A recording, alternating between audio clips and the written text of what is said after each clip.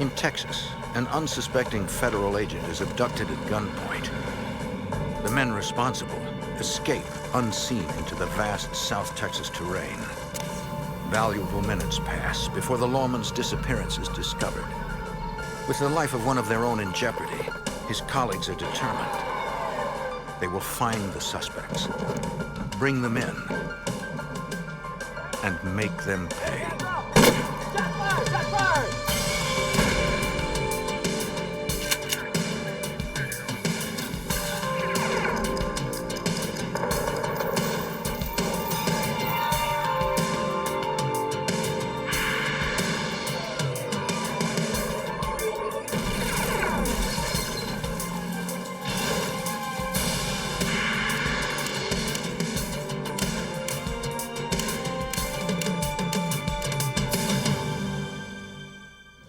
When the victim of a violent crime is a member of law enforcement, the job of investigating becomes personal. At a United States border crossing, armed fugitives kidnapped a customs inspector, then vanished. I'm Jim Kallstrom, former head of the FBI's New York office. Desperate to find their colleague, local, state, and federal authorities waged a full-scale manhunt in Texas and in Mexico. Racing against the clock, they hoped their resolve would make the difference.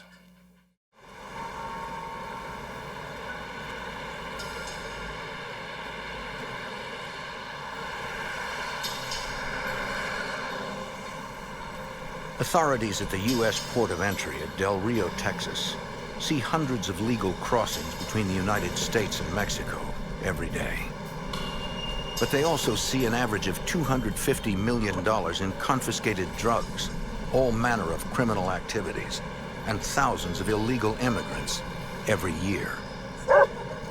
The men and women of U.S. Customs know the threat of danger is always present. Hiding behind the throng of harmless civilians are criminals who view them as the enemy.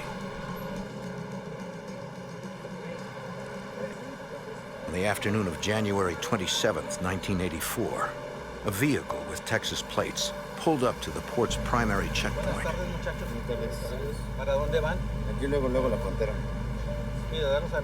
Customs Inspector Jose Torres asked the occupants for identification.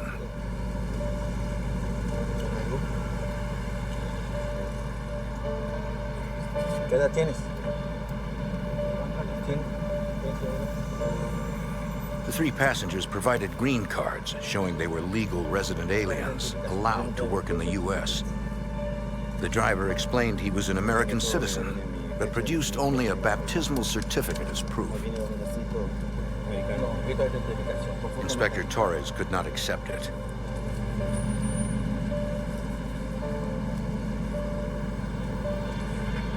Logging in the car's license plate, he ordered the driver to a secondary checkpoint for further verification.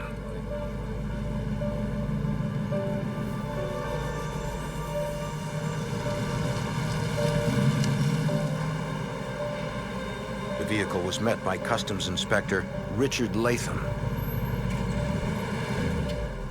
Hello, man. Baptismal certificate? Can you step out, please? A 10-year veteran at the border, it was his job to handle questionable persons or vehicles. Follow me. Latham brought the driver inside to speak with an officer of the Immigration and Naturalization Service. The INS officer chastised the driver over his insufficient papers. Since the man claimed he was a U.S. citizen, born and raised in El Paso, the officer interrogated him on details only a resident could know. In minutes, the man's detailed answers persuaded the official that his lack of paperwork was his only indiscretion.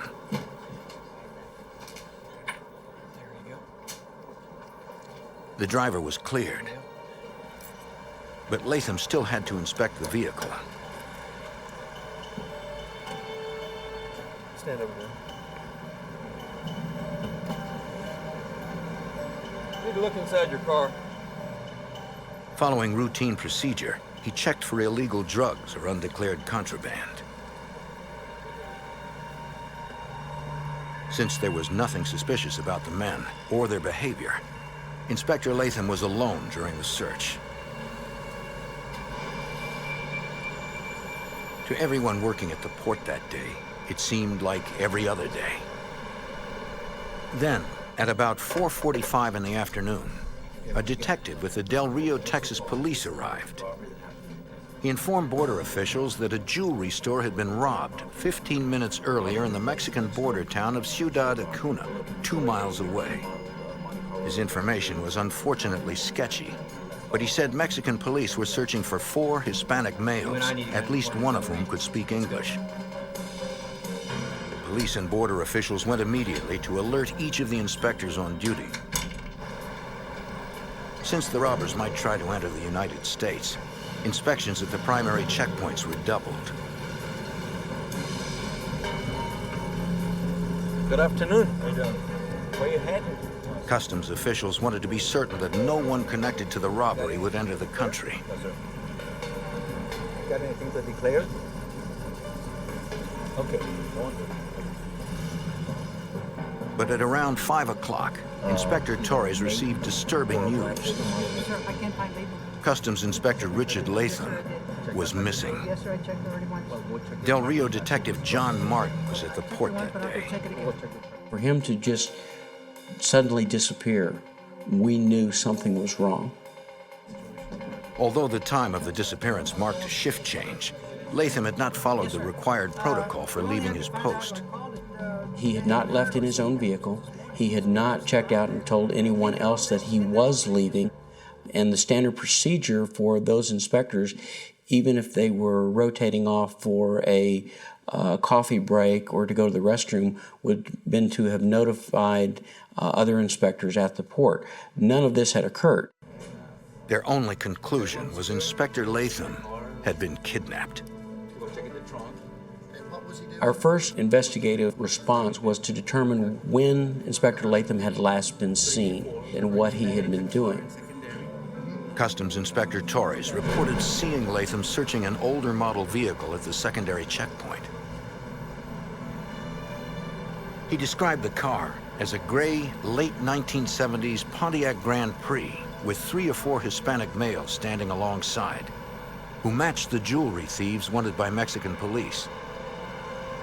The inspector described the driver as a male in his 20s, wearing an El Paso baseball cap.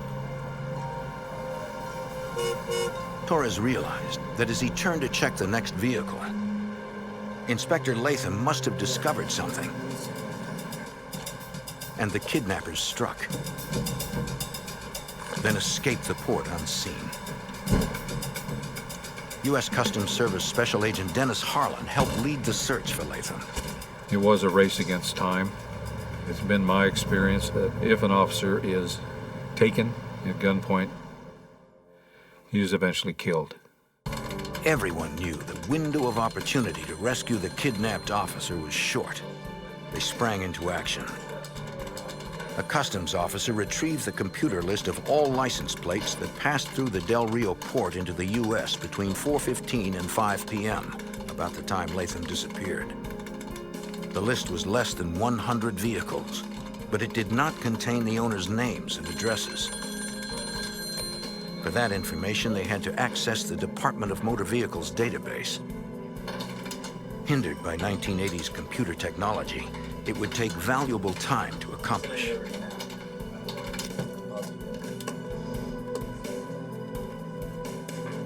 Del Rio police began creating a composite likeness using an identikit.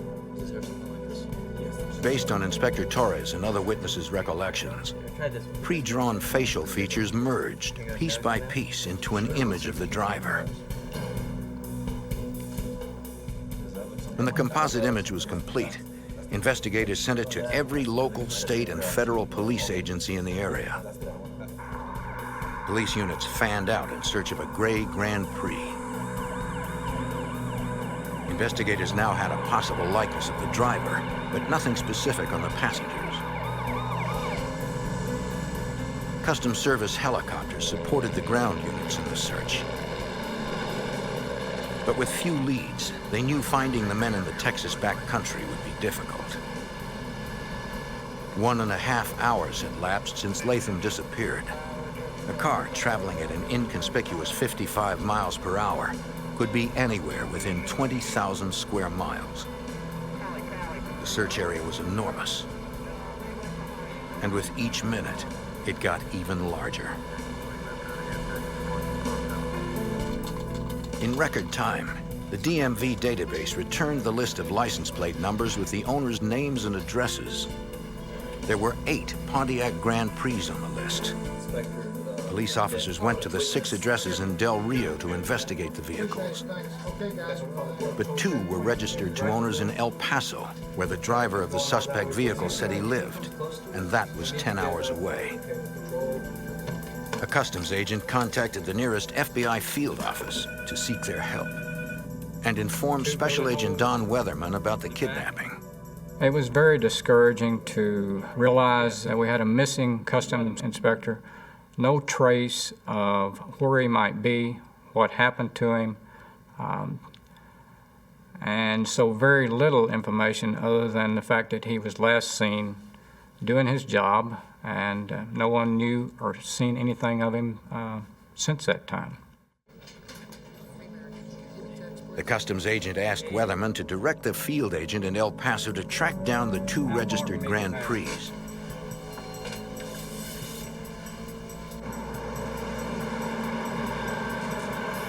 FBI Special Agent Charles Riley was assigned to interview the owners of the cars.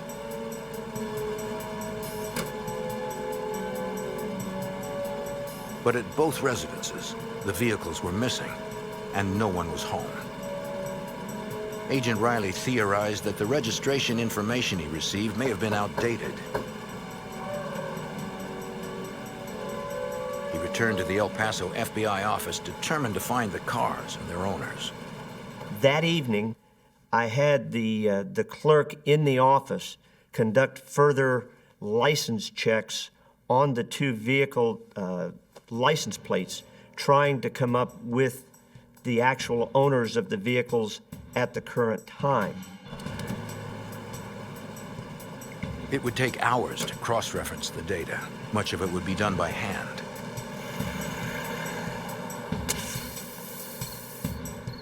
State and local police manned roadblocks in every direction from the port. Where you going? You got any ID? All vehicles leaving the area were stopped and searched.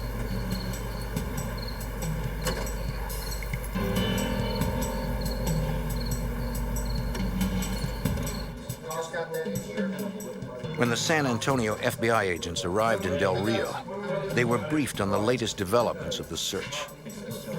Despite the efforts of dozens of cooperating law enforcement agencies, they had come up with nothing. Nearly 7 hours had passed since Inspector Richard Latham was abducted. By the end of the first night's investigation, there were still no promising leads.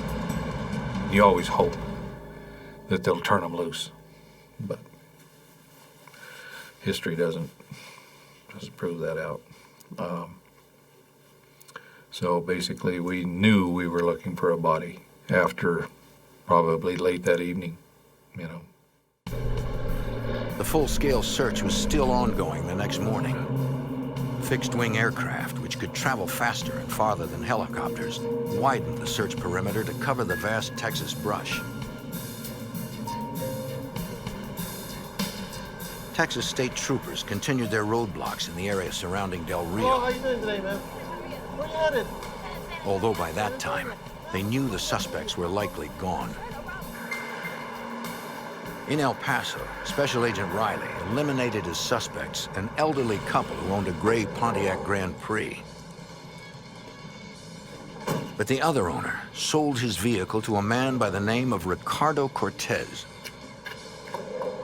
Cortez had failed to register the vehicle in his name.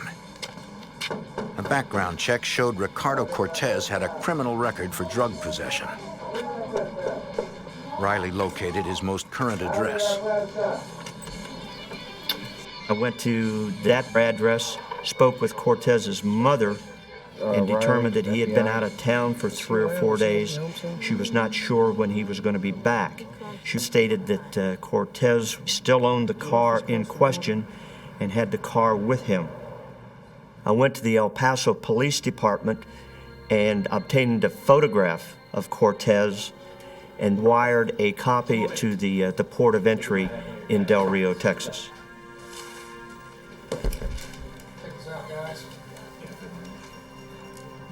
Cortez looked similar to the composite of the driver. U.S. Customs Office, El Paso. Finally, agents had their first suspect, something specific they could move on in hopes of finding Richard Latham and the men who abducted him.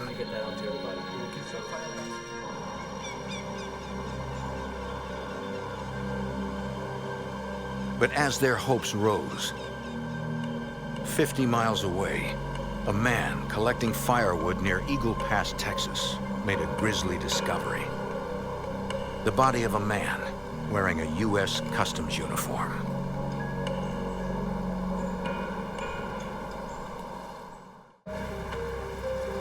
Man, step over here, please. In Del Rio, Texas, authorities believe jewelry thieves crossing the border in a gray Pontiac Grand Prix abducted U.S. Customs Inspector Richard Latham. Investigators identified the driver of the car as Ricardo Cortez, who had been missing since Latham's disappearance. But even as they got that first real lead, they learned the body of a man wearing a U.S. Customs uniform was discovered in a ditch off Highway 277 near Eagle Pass, Texas. Local officers secured the scene, but decided nobody would enter until the FBI arrived. While agents at the Del Rio port of entry boarded a helicopter for the 60-mile flight to Eagle Pass, Texas state troopers continued to man roadblocks throughout the area. The kidnappers were now most likely gone, but no one could be certain. Though frustrated, Trooper Art Corral, who worked the road from Del Rio to El Paso, was not going to give up the search. We were out there for hours, checking cars and on the roadblock, and it seemed like we weren't going to get anywhere. That our supervisor advised to go ahead and stay on that road, but break off the roadblock. So my partner and I decided to stop cars that had 3 or more Latin males in the car. About that time, we saw this car go by, and there were 3 people in the car. However unlikely, the men inside might be connected to the abduction.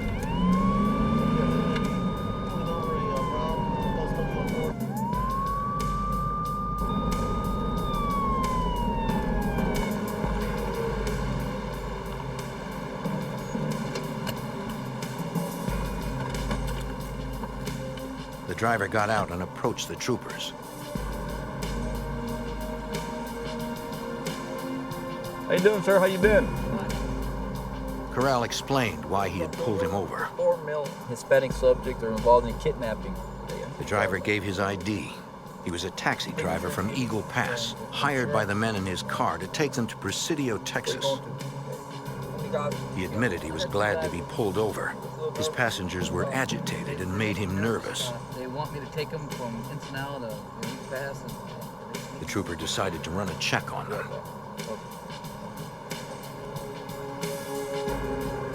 How you doing, guys? Give us your IDs, please.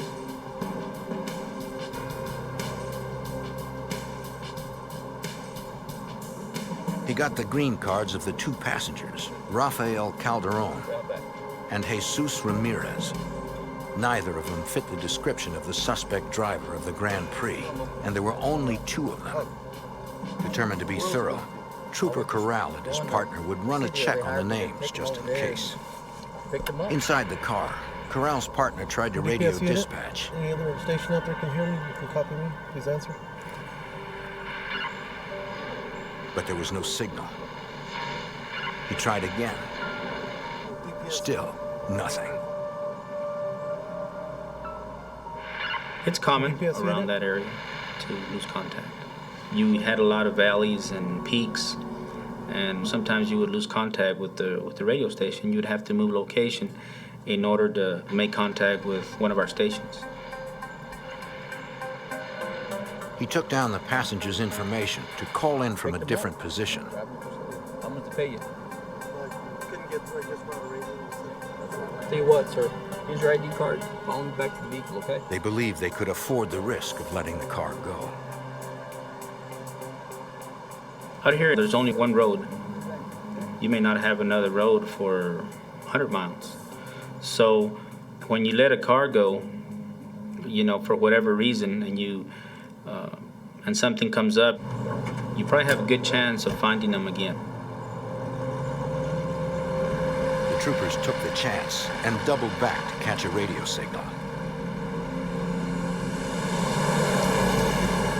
By 2:15, FBI agents arrived in Eagle Pass to process the scene where the body was discovered.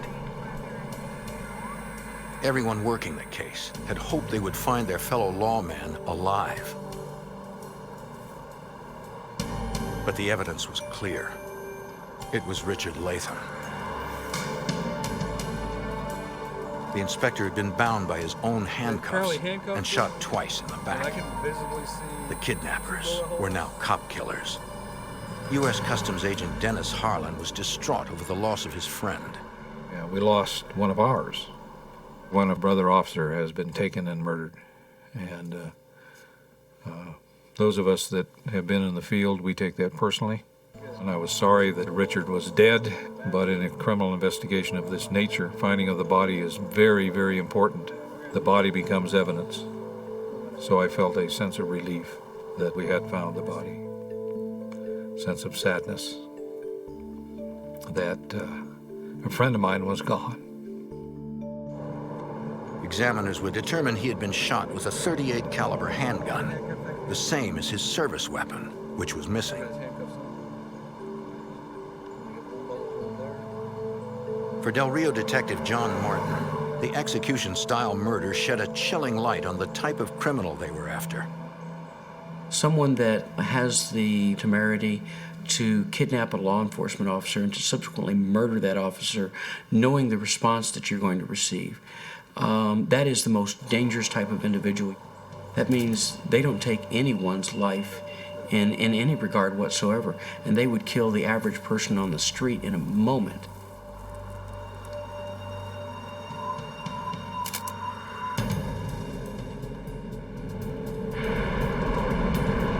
DPS unit to base. Back on the highway, the troopers kept trying the radio. After several minutes, they made contact. Yeah, go ahead. Make it. Go ahead. Yes, I need 329 checks on 3 subjects. Dispatch officers ran checks on the men in the taxi.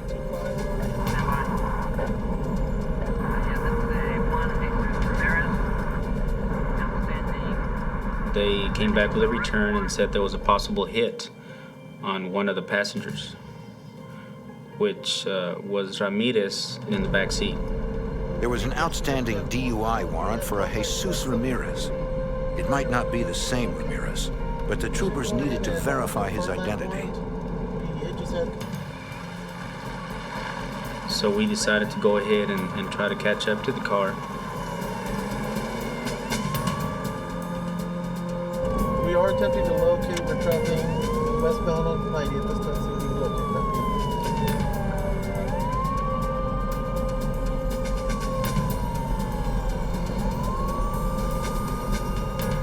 Fortunately, the taxi was still on the highway.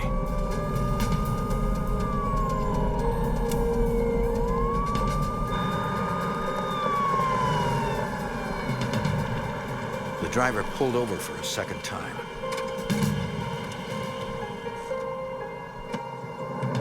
Trooper Corral cleared the driver and approached the vehicle to speak to Jesus Ramirez. I start yelling for the guy in the back seat that I need to talk to him to come on out. At this time, I see the passenger kind of slouched in the back seat, and he's moving around. You know, I can see his head and shoulders kind of squirming in the back seat. So I keep calling him back, and all of a sudden, Shots fired! Shots fired! I ain't talking to you. Go in the back. While investigating a federal officer's abduction, Texas state troopers pulled a car over to question a man inside. Put your hands up! But the traffic stop quickly turned dangerous for Trooper Art Corral and his partner. When the shot was fired, my partner reached for the shotgun, and we didn't have time to call anybody. You know, it was just us two. And when there's a shooting, you got to react quickly, you know, because that could mean life or death. Put your hands in the back. Give me the other one. With his partner covering him, Corral got Rafael Calderon out of the vehicle and into custody. Down. He placed him behind the squad car, away from any weapons. Get on down, get on down, get on down. Go in. Then they went to check on the man in the back seat. Yes, Jesus Ramirez had shot himself in the head with a .357. Another one over there too. Okay. Grab it, come here. The troopers recovered that weapon and a .38 caliber revolver.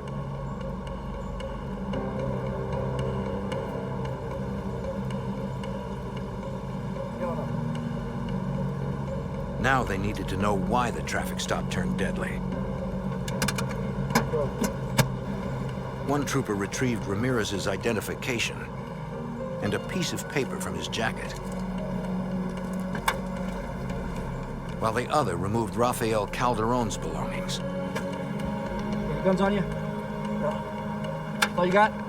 Including a large knife and a cloth bag. Get a card. Corral suspected that Ramirez would not have killed himself over a DUI warrant. He knew there had to be another motive. DPS unit to base. We have subject Ramirez in custody. 10-4, affirmative, suspect in custody. The troopers called in the incident and learned that Latham's body had been discovered.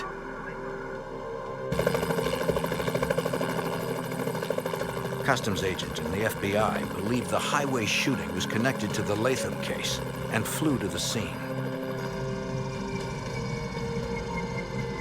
When they arrived, they reviewed the evidence. Along with the .357 Ramirez used to kill himself was a .38 caliber handgun, a service revolver later determined to be Inspector Richard Latham's, the gun that killed him. It's in the bag. Found a whole bunch of jewelry. In the pillowcase taken off Calderon, they discovered tens of thousands of dollars of jewelry that matched the items stolen during the robbery in Mexico.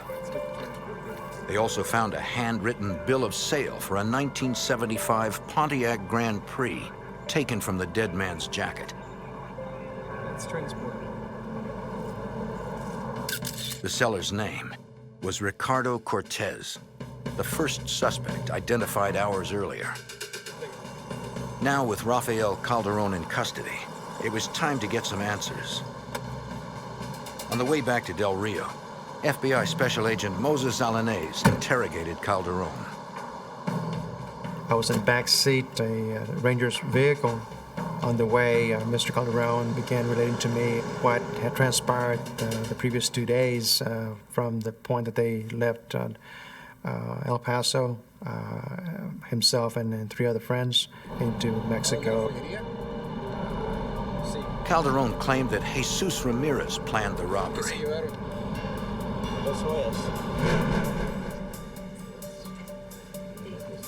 He said Ramirez picked the jewelry store in Mexico, believing it was easier to get away with armed robbery there than in the U.S.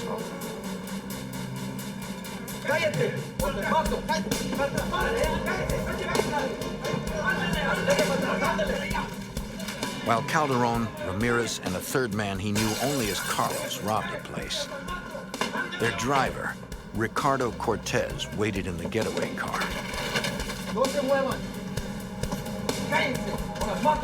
They took as much as they could grab in a few minutes.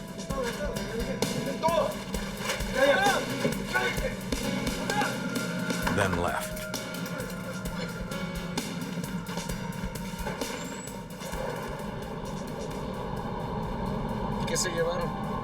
Calderon said they headed for the border, crossing at Del Rio. Everything seemed fine when Cortez passed the INS interview and the customs inspector searched the trunk.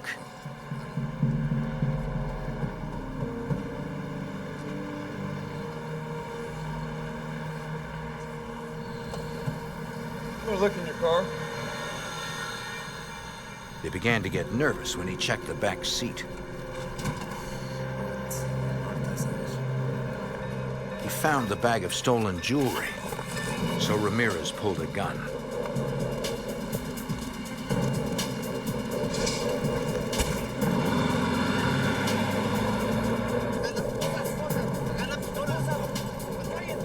As they left the port, Cortez and a man named Carlos took the inspector's service revolver and secured him with his own handcuffs.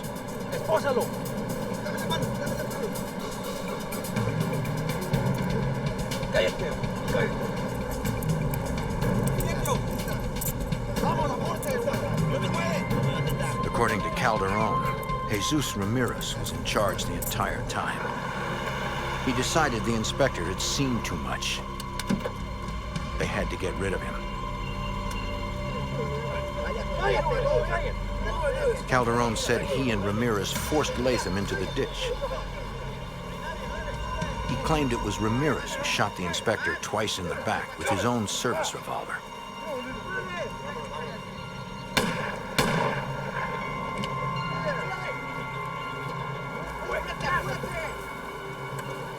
After leaving the customs inspector to die, the men continued to Eagle Pass, where they crossed the border back into Mexico.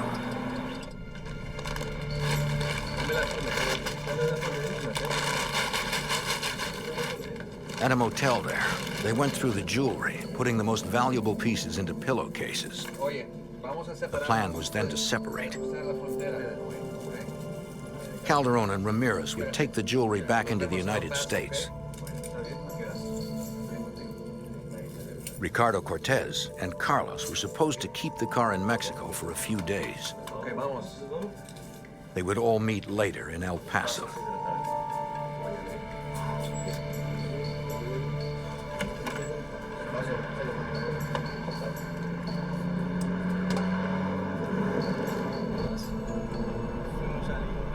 The agent noted that during Calderon's version of events, he repeatedly named Ramirez as the trigger man. As the suspect was taken to jail in Del Rio, agents reviewed the facts of their case. Rafael Calderon was in custody. According to him, the shooter was Jesus Ramirez, who had killed himself at the traffic stop. The driver of the Grand Prix Latham searched was Ricardo Cortez of El Paso. The fourth suspect was a man Calderon knew only as Carlos. He and Ricardo Cortez were still at large. Customs Special Agent Dennis Harlan was determined to find them. Every effort was going to be made to capture and prosecute the people that were involved. After the abduction and murder of U.S. Customs Inspector Richard Latham, investigators developed 4 suspects. One suspect, Rafael Calderon, was in jail. Another was dead, and 2 more were still at large. 6 hours after Latham's body was recovered, the state police in Piedras Negras, Mexico, asked FBI agents to come to their office.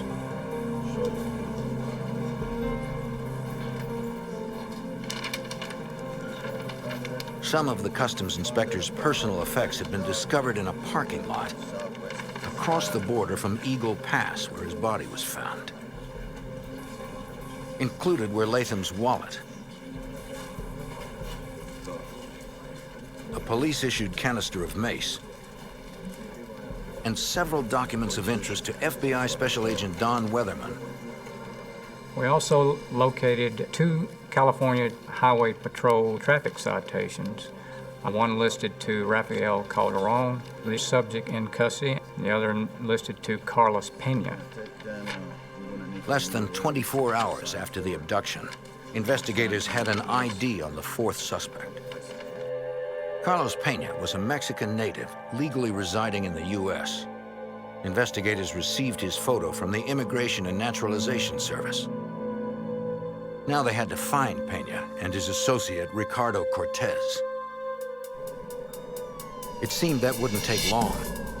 The next day, El Paso police received a tip that Cortez and Pena were hiding in an apartment in South El Paso. In minutes, an arrest plan was underway. The two-block area surrounding the apartment building was locked down. Coordinating units on the ground and in the air was FBI Special Agent Charles Riley. The streets were cordoned off in that area, and roadblocks were set up. U.S. Border Patrol helicopters were in the air looking on the rooftops, and officers were posted throughout the area while the search was conducted. The search for the fugitives was a sensitive mission. SWAT teams cleared the building, apartment by apartment. It was dangerous work. The hallways were narrow and provided no cover if the two desperate men were to attack.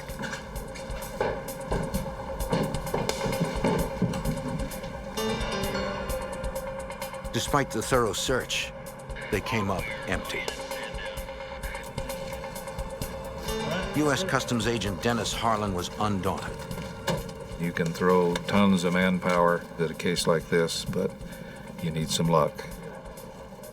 And good luck is brought about by good, hard, aggressive police work. Then a new lead came when state police in Piedras Negras, Mexico, discovered a gray 1975 Pontiac Grand Prix abandoned in a nightclub parking lot. FBI agents crossed the border to search the car. But Mexican law prohibited a full-scale processing of the vehicle.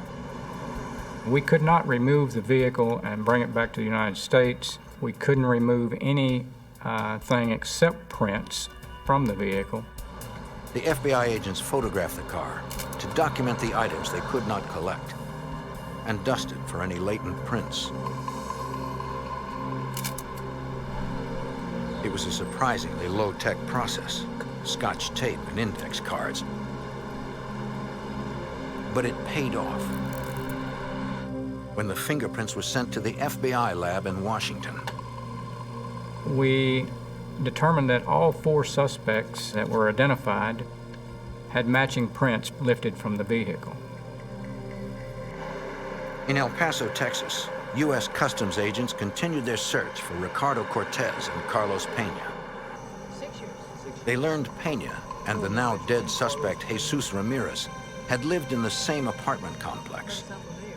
They interviewed the apartment manager who identified the photo of Pena.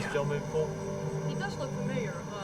She said she last saw him and Ramirez on the night before the Latham murder. They were unloading a bunch of stuff out here one night. The two were moving boxes from a gray Grand Prix into an apartment. A third man arrived, driving a blue car.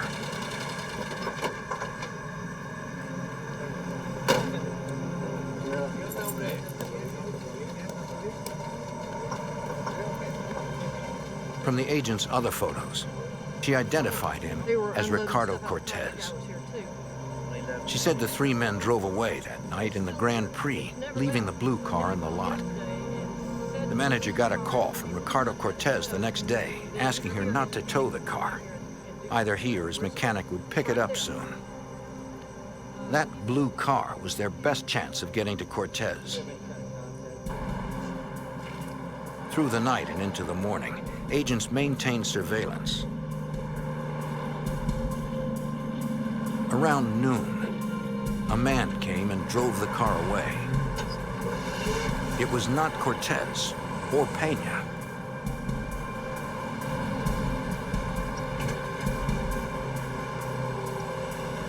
The agents followed.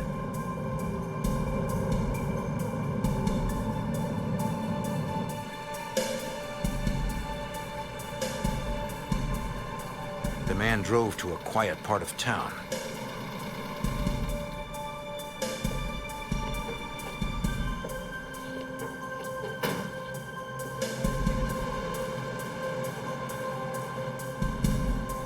He entered a bar.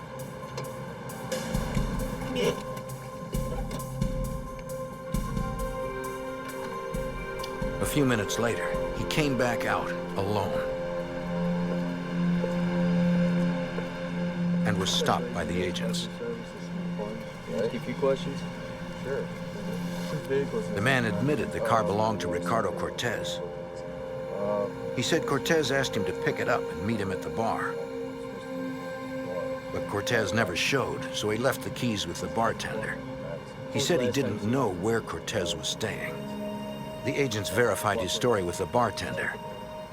He'd not seen Cortez either. While surveillance continued on the blue car, FBI agents located Cortez's girlfriend. We think your daughter's boyfriend Ma, no might lo be involved. escuche, no es posible. Ricky nunca hiciera eso. Está mintiendo. ¿Tú sabes algo? They asked if she knew where Cortez was. She said that she had not seen or heard from him in over a week. Mira, si sabes algo, se lo dice, ok, no estés mintiendo, ok. Tú sabes, no me dice nada. Sí, tú sabes, tú te lo tienes que decir, no estés mintiendo, ok. Ma'am, this is very important. It's been over a week. I don't know. Mira, ya estoy alta contigo. Ya, Dile ya, la ya le dije verdad, que que no yo sé te nada. conozco, tú siempre estás en la calle con ese muchacho. But agents, even the woman's own mother, doubted her story. Yo te conozco a ti. They asked the mother if they could install a tap and trace on her phone. Ma, no.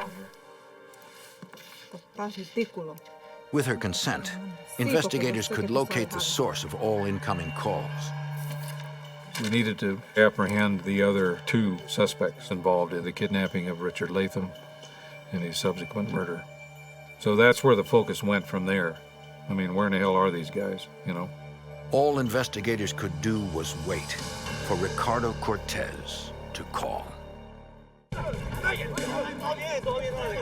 FBI, U.S. Customs Service, and other agencies were closing in on two remaining suspects in the murder of a U.S. Customs officer. Agents had contacted the girlfriend of one of the suspects, Ricardo Cortez, and were monitoring her telephone. Hello? Ricky? Where are you? 2 days later, she received a call. Be careful. It was Cortez. Where was he at? He didn't tell her where he was, but agents traced the call to a motel in El Paso. We traced down the last call that was on this line. Special Agent Charles Riley was ready. Myself, other agents, members of the El Paso Police Department and U.S. Customs proceeded to the motel. A SWAT team surrounded the building. Ricardo, come out of the hotel. Through the combined efforts of 3 law enforcement agencies, investigators accomplished their mission, according to Special Agent Don Weatherman. The El Paso office of the FBI, Customs, and the police department there did a very good job. Cortez was arrested at that motel.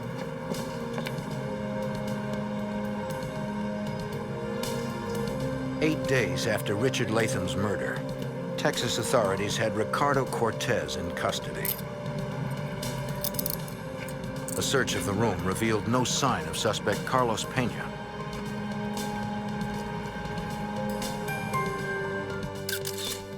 The driver of the Grand Prix, Ricardo Cortez, and Rafael Calderon were now in custody. Jesus Ramirez had killed himself at the traffic stop, but Carlos Pena was still at large. Yeah, no, I was involved. When questioned about the murder, Cortez gave a different account from that of the first suspect interviewed, Rafael Calderon. Cortez agreed that after they kidnapped Latham, Ramirez and Calderon led the inspector into the ditch.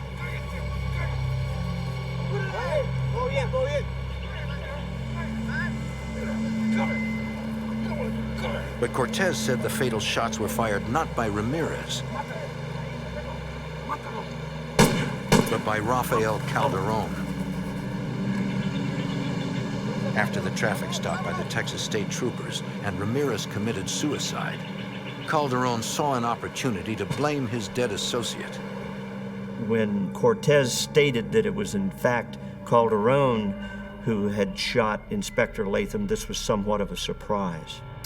Cortez said that after the four split up, he and Pena abandoned the car and took a bus to Juarez, Mexico.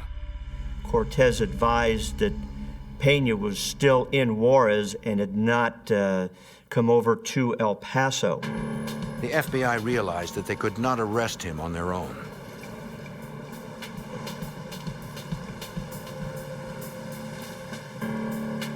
One of the other agents that I was working with contacted the Mexican authorities and provided them with the background information on Pena, and they started looking for Pena in Juarez. The U.S. Customs Service offered Mexican police a reward in exchange for information leading to Pena's arrest. Police in Juarez made sure Pena's friends and relatives understood that authorities would not leave any of them alone until the fugitive surrendered. 2 days later, the tactic proved successful. Pena contacted the El Paso FBI office and advised that he wanted to turn himself in. Arrangements were made with him to meet at the top of the Santa Fe Bridge. The top of the bridge is the border between Mexico and the United States, and there's a marker there. We are not allowed to proceed into Mexico for any interviews or any apprehensions. So by meeting him at the top of the bridge, we asked him to step across into the United States, which he did, and we took him into custody. The manhunt was over. The investigators took Carlos Pena to the El Paso port of entry. When questioned, his story matched that of Cortez down to the slightest detail. FBI Special Agent Don Weatherman. In my mind, the arrest of Carlos Pena pretty much summarized and concluded the investigation as to who was responsible for Richard Latham's murder. Their story was so consistent, I'm convinced that Calderon was the shooter and not the deceased, Jesse Ramirez. In San Antonio, a federal grand jury indicted Calderon, Cortez, and Pena on 6 counts. In exchange for his cooperation, Ricardo Cortez was allowed to plead guilty to conspiracy and assault on a federal officer. Carlos Pena pled guilty to the same charges. They were also convicted of state kidnapping charges and each received 23 years. Rafael Calderon, the man who killed Richard Latham, was charged with assault and murder of a federal officer. He pled guilty and was sentenced to life in prison. No one had been able to stop the men from taking U.S. Customs Inspector Richard Latham's life. But his peers, his friends, made sure the killers paid the price. Customs Service Special Agent Dennis Harlan.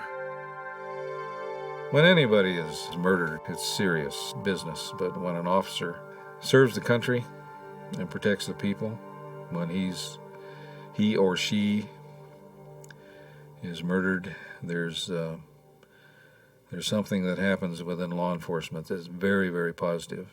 Nobody cares about who gets credit.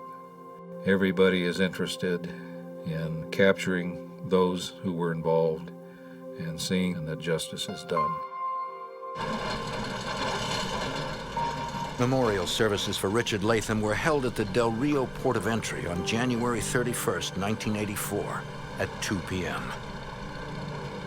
At 2:30, U.S. Customs officers in every port of entry in the country observed a moment of silence out of deep respect for their fallen friend.